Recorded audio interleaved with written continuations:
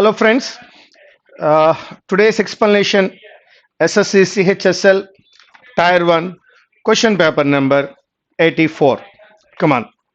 See here, Brijesh said that he has no dash of stepping down. ఒకటి intuition అని అన్నాడు, రెండవది intention ఉందా లేదా, పాయింట్ ఆబ్జెక్ట్ లేదా అబ్జెక్ట్ అనేది కాదు అన్న విషయం మనకు అర్థమవుతోంది. ఇక మనకి తెలియవలసిన పదాలు ఇక్కడ ఒక 3 ఉన్నాయి.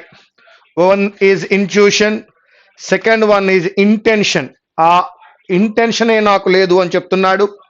మూడవది పాయింట్, నాలుగవది ఆబ్జెక్ట్. ఆబ్జెక్ట్ కాదు, ఒక్కసారి అప్లై చేసి చూద్దాం. ఎస్, ఇంట్యూషన్ అంటే మనలో కలిగేటువంటి ఒక feeling. Brijesh said that he has no, దానిని ఇంట్యూషన్ అని అనలేము, అది ముందుగా తెలియడము. మరి ఏమనగలమయ్యా అంటే ఇంటెన్షన్ అని మాత్రమే అనగలము. ఒకసారి ఇంటెన్షన్ అనే పదాన్ని అప్లై చేసి చదువుకుందాం. Brijesh said that he has no intention of stepping down. Stepping down అనాలి అనేటువంటి ఎటువంటి ఇంటెన్షను అతనికి లేదట. Although he is under a lot of pressure, విపరీతమైన ప్రెషర్లో ఉన్నప్పటికీ అతనికి అటువంటి ఇంటెన్షన్ లేదు అని అంటున్నాడు. కావున మన option number 2, second option. Come on my dear friends, మిత్రమా, క్వశ్చన్ నెంబర్ 2లో legs of tourist view the Taj Mahal every year అన్నది, టియర్ కాదు, ఇయర్, ఎవ్రీ ఇయర్. వై? ఇక వ్యూ అనేది ఇక్కడ వెర్బ్ అయి ఉన్నది. వాడు మనల్ని అడుగుతున్నటువంటిది passive voice. V1 can be written as am, is, are plus V3. V1 ని am, is, are plus V3 గా రైట్ డౌన్ చేయవచ్చు. Legs of tourist view the Taj Mahal అన్నాడు. The Taj Mahal is viewed అయి ఉండాలి. ఎస్, ఇక్కడ ఈజ్ బీయింగ్ అప్లై చేసినాడు కాబట్టి wrong. ఇక్కడ కూడా ఈజ్ బీయింగ్ అప్లై చేసినాడు కాబట్టి రాంగ్. ఇక్కడ వాజ్ బీయింగ్ అప్లై చేసినాడు కాబట్టి రాంగ్. అయితే ఫోర్త్ ఆప్షన్ చదువుకుందాం. The Taj Mahal is viewed అని అప్లై చేసినాడు. ఇదిగో ఇక్కడ చూడండి, అమేజార్ ప్లస్ V3 సూటబుల్ అయింది. ఒక్కసారి మనం చదువుకుందాం. The Taj Mahal is viewed by lakhs of tourist every year. That is the fourth option, absolutely right. Now let me go to the question number 3. They have now been an analemu. They have now by parentalistic state of goods mandated been an analem. They have now by parent state been turned into consumers of goods mandated by parentalistic state అనవచ్చు. కాబట్టి they have now been turned into consumers of goods mandated by a paternalistic state. Paternalistic state. Now they have been turned అనే పదాన్ని తీసుకోండి మిత్రమా. ఇదిగిదిగో have తర్వాత రావలసిన been, b plus V3. They have been turned. Answer దేంతో start అవ్వాలయ్యా అంటే R తో స్టార్ట్ అవ్వాలి. కావున మన ఆన్సర్ ఫోర్త్ వన్. ఒక్కసారి చదువుతున్నాను చూడండి. They have now been turned into consumers of goods mandated by a paternalistic state అన్నాడు. సో దట్ మన ఆన్సర్ ఏమవుతుందయ్యా, RQP. That's all. Now I'm going with question number 4. రండి మిత్రమా, 4వ ప్రశ్నను చూద్దాం. causing a burning sensation like that of hot liquid on the skin అని అన్నాడు. లిక్విడ్ వల్ల వచ్చినటువంటి heat ఏమంటారయ్యా? That is called scalding అని అంటారు. ఇక్కడ హీట్ వెరీ హాట్ అని అర్థం నాన్న, కానీ ఈ హీట్ ఎలా వచ్చిందయ్యా? దట్ ఈజ్ బికాజ్ ఆఫ్ ఒక రకమైన లిక్విడ్ వల్ల వచ్చింది. నాయనా, నువ్వు ఒక టీ సిప్ చేసేటప్పుడు, కప్ ఆఫ్ టీ సిప్ చేసేటప్పుడు విపరీతమైన వేడిగా ఉన్నట్లయితే కాలిపోతుంది అంటావు, దట్ ఈజ్ స్కాల్డింగ్. అదే ఎండలోకి వెళ్ళినప్పుడు విపరీతమైన సన్ స్కార్చింగ్ గా ఉన్నప్పుడు కాలిపోతోంది అంటావు, దట్ ఈజ్ సిజిలింగ్. ఎస్, ఇప్పుడు మనకు 2 పదాలు అర్థం వచ్చాయి. ఒకటి స్కాల్డింగ్ అని, మరొకటి ఎస్ యు నో సిజిలింగ్ అని. వాట్ ఈజ్ దెన్ పైపింగ్ అంటే ఏమిటండి? నథింగ్ బట్ డెకరేటివ్ అని అర్థం. దట్ ఈజ్ డెకరేటివ్ అని అర్థం వస్తుంది. అలాగే ఇగ్నస్ అనే పదానికి అర్థం ఏంటంటే దట్ ఈజ్ ఏ రాక్ అని అర్థం వస్తుంది. కానీ ఎటువంటి రాక్ నేను బ్రాకెట్లో ఇస్తాను, అది కూడా చూసుకోండి. లావా పొంగినప్పుడు ఆ తర్వాత చల్లారిపోయినప్పుడు అది ఒక రాక్ లా ఏర్పడుతుంది. So rock made up of lava, that is igneous అని అంటాము. పైపింగ్ అంటే డెకరేటివ్ అని. సిజిలింగ్ అన్న వెరీ హాటే, బట్ అది సన్ స్కార్చింగ్ వల్ల వచ్చింది. లిక్విడ్ వల్ల వెరీ హాట్ గా ఉంటే దట్ ఈస్ కాల్డ్ స్కాల్డింగ్ అని అంటాం. So that causing a burning sensation like that of hot liquid on the skin అన్నాడు. దీని అర్థం ఏంటయ్యా అంటే scalding. So that fourth option. My dear friends, please do write what is piping అంటే ఏమిటో right down చేయండి. అలాగే మీకు ఇక్కడ ఇగ్నస్ అనే పదం ఇచ్చినాను, సిజిలింగ్ అంటే ఏంటో చెప్పినాను, స్కార్చింగ్ అని అర్థము. దాన్ని కూడా రైట్ డౌన్ చేసుకోండి. Now let me go to the question number 5.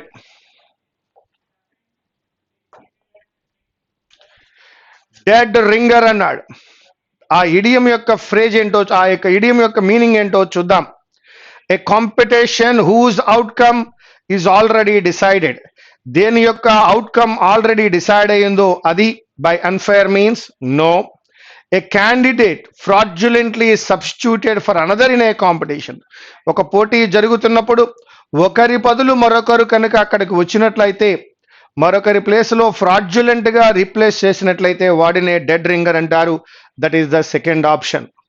A person who was in a situation to warn others is now missing. No. A warning which comes too late after the damage is done. No. ఒకసారి మరలా మీకోసం second option చదువుతున్నాను, వినండి. A candidate fraudulently substituted for another in a competition. మరొకరి కోసం competition లో fraudulent గా ఎవరైతే సబ్స్టిట్యూట్ చేస్తారో అటువంటి క్యాండిడేట్ అంటారు డెడ్ రింగర్ అని. నా క్వశ్చన్ నెంబర్ 6. ఎస్, పెర్వర్ట్ అనే పదానికి యాంటోనిమ్ కావాలి అని అడుగుతున్నాడు. పెర్వర్ట్ అనే పదానికి ఆపోజిట్ వర్డ్ కావాలన్న, దట్ ఈజ్ వర్చువస్. పెర్వర్షన్ ఉంది అంటే రకరకాలుగా ఉన్నాడని, సరి అయిన పద్ధతిలో లేడని.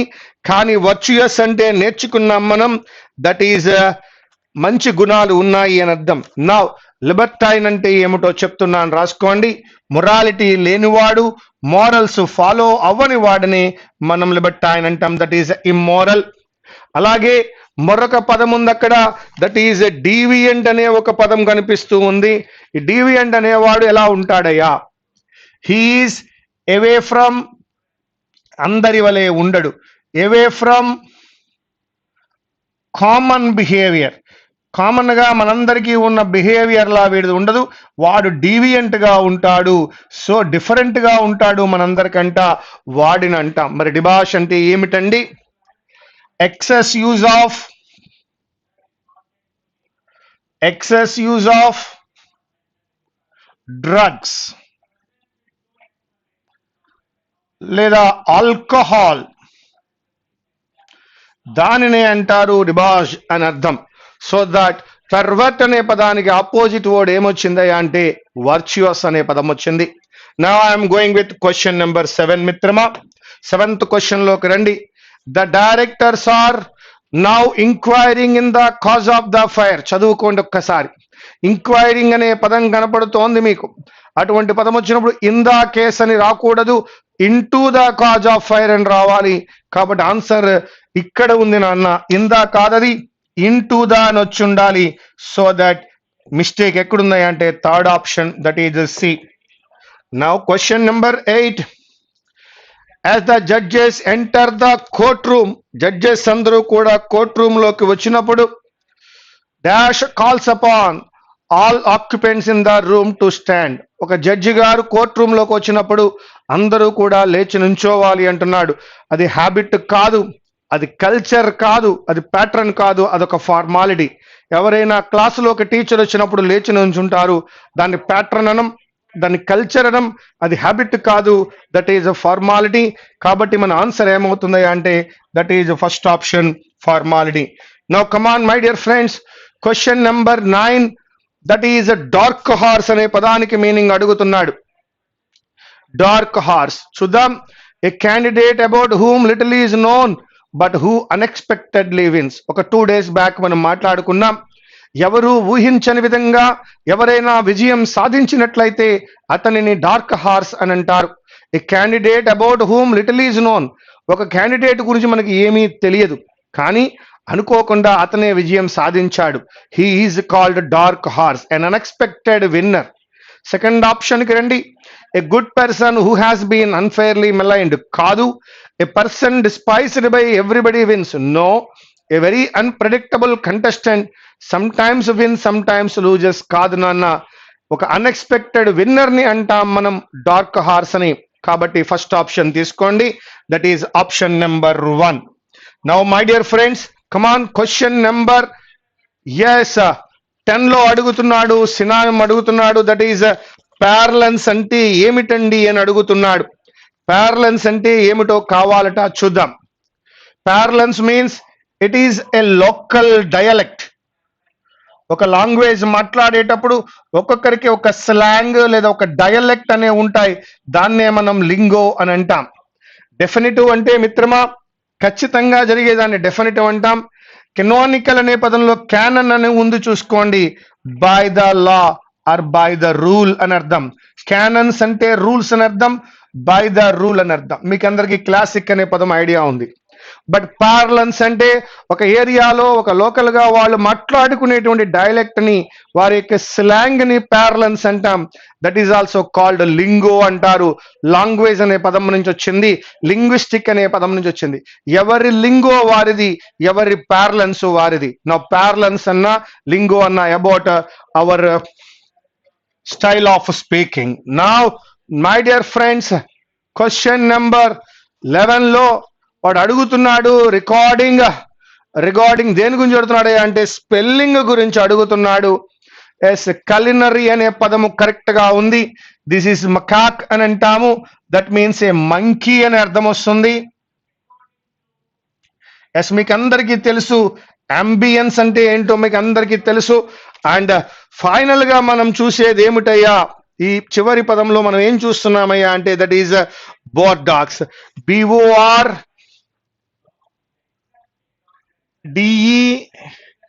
DEAUX. This is nothing but a red wine అని అర్థం వస్తుంది. అలాగే మిత్రమా ఇది ఒక విలేజ్ యొక్క పేరు కూడా. ఆ విలేజ్ నుంచి వచ్చేటువంటి ఆ పేరు, ఆ వైన్ కి ఆ పేరు పెట్టుకున్నారు. అంబియన్స్ అంటే మనకు ఐడియా ఉంది. మెకాక్ అని చదవాలి దాన్ని. మెకాక్ అంటే అర్థం మంకీ అని అర్థము. కలినరీ అంటే ఏంటో చెప్పినాను ఇప్పుడే మీకు. That is art of cooking. Now question number ఎక్కడికి వచ్చినామయ్య అంటే 12th 1 లో సినానిమ్ అడుగుతున్నాడు. అబ్స్ట్రపర్స్ అంటే బాయిస్చరస్ అని. బాయిస్చరస్ అంటే వెరీ నాయిజీ అనే అర్థం వస్తుంది. బ్యాష్ఫుల్ సిగ్గుపడుతూ ఉండడం, వారు మాట్లాడరు. రెటిసెంట్, ఈయన కూడా మాట్లాడడానికి ఇష్టం చూపించడు. టాసిటన్ కూడా ఏమీ మాట్లాడడు. వీళ్ళెవరూ కూడా మాట్లాడకుండా ఉండేవారు. కానీ బాయిస్చరస్ అనేవాడు చాలా నాయిజీగా ఉంటాడు. వాడిని అబ్స్ట్రపరస్ అని కూడా అంటాం. Taciturn reluctant to speak, reticent reluctant to open his feelings, and bashful సిగ్గుపడుతూ ఉండడం, షైగా ఉండడం, మాట్లాడకపోవడం. 3 పదాలు మాట్లాడకపోవడాన్ని చెప్తుంటే బాయిస్చరస్ అనే పదము నాయిజీ అనే విషయాన్ని చెప్తోంది. నా ఈసారి మనకి ఏముందయ్యా అంటే ఫ్రీక్వెన్సీ అనే పదము, షఫల్డ్ అనే పదము ఉంది, మెటల్డ్ అనే పదము ఉంది. ఎస్, షఫల్డ్ లో మనకు తెలుసు మరొక ఎఫ్ ఉండాలి అని తెలుసు. That is shuffle, that is drag the foot అని అర్థం. నడిచి వెళ్తున్నప్పుడు కాళ్ళను నేలకు ఆనుస్తూ డ్రాగ్ చేస్తూ నడుస్తూ ఉంటే that is called drag the foot, that is shuffle. Loan some లో ఈ మిస్ అయింది. అండ్ ఈ పదము ఒకేలా ఉన్నాయి. మెటల్డ్ అంటే it is a metal coating అని అర్థము. మెటల్ కోటెడ్ అని అర్థం వస్తుంది. Metal coated. నా ఇంకెవరున్నారు? పిక్ ఆర్ ఫ్రీక్వెన్సీ అంటే అర్థము స్పైసీ అనే అర్థం వస్తుంది. That is the word frequency, that is the right one, spicy. Now I'm going with question number 14. We were still waiting in the queue for tickets when the show had begun.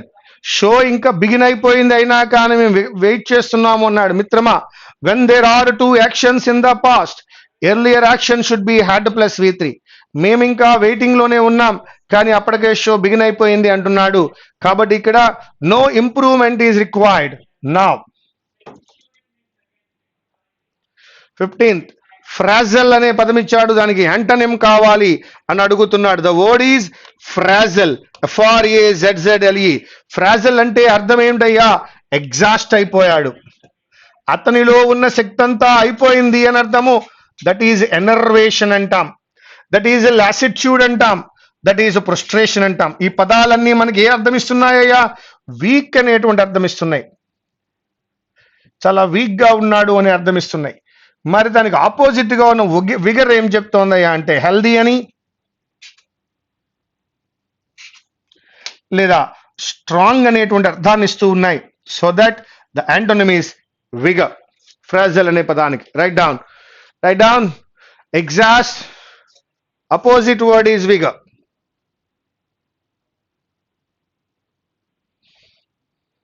Now question number 16. An organization set up to provide help and raise money for those in need. That is called a charity. ఒక organisation పెట్టినాం కాబట్టి. కాంగ్లోమరేట్ అంటే together అని అర్థం వస్తుంది. మీకందరికీ donation తెలుసు. This is sad or sorrow. Now my dear friends, I am going with question number 17. She was an only child who had been very welcome అంటున్నాడు. She was an only child who had been very welcome. No error. One more time. ఎక్కడైతే only అనే పదం వస్తుందో, superlative degree, only, all అనే పదాలు వచ్చినప్పుడు అక్కడ conjunction గా ఏం యూజ్ చేస్తామయ్యా అంటే దట్ నే యూజ్ చేస్తాం. సో దట్ ఇక్కడ మనము ఓన్లీ అనే పదం వచ్చింది కాబట్టి హూ అప్లై చేయడం తప్పైంది మిత్రమా. That is an error. So that there we have to use that. కావున మన answer option number 2, that is B. Now let's go to the 18th question. Elections globally dominated by numbers, percentages and tallies. Elections globally can be dry affairs dominated by numbers, percentages and tallies. Yes, elections globally can be dry affairs or not. That is R P Q. That is, one more time, elections globally can be dry affairs dominated by numbers, percentages and tallies. That is R P and Q. That is the third option. Now let me go to question number 19. Alas, I have broken my grandfather's watch, said Amit. Yes, Amit said that, or Amit exclaimed sorrowfully. Yes, Amit was sorrowful that he had broken his grandfather's watch. ఒకసారి మొత్తం 4 చదువుదాం. Amit was sorrowful that he broke, wrong one. Amit exclaimed sorrowfully that he has broken, wrong one. Amit was sorrowful that he had broken his grandfather's watch. Yes, Amit exclaimed sorrowfully that he had broken his grandfather's watch.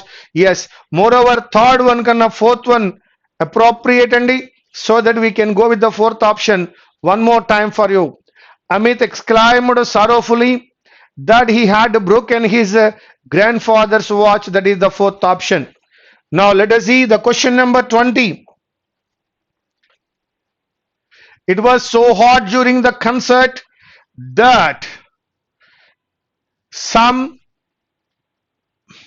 spectators passed away. No, passed away means die. Passed by, no. Passed over is also no. It was so hot during the concert that some spectators passed out. They went out. So that no improvement. Option number 4. Now let us see question number 21. Dash various signs of economic slowdown, such as languishing industrial production and adverse dash of the drought on rural livelihood and demand, the government is apparently unable to dash, unwilling to increase public spending to people's material distress or to kickstart economic dash to increase employment. Dash various signs అంటున్నాడు of economic slowdown as languishing industrial production ఇలా జరుగుతున్నప్పటికీ అని అన్నాడు కాబట్టి despite apply చేద్దాం. That is the second option. 22 adverse effects అని వాడాలి.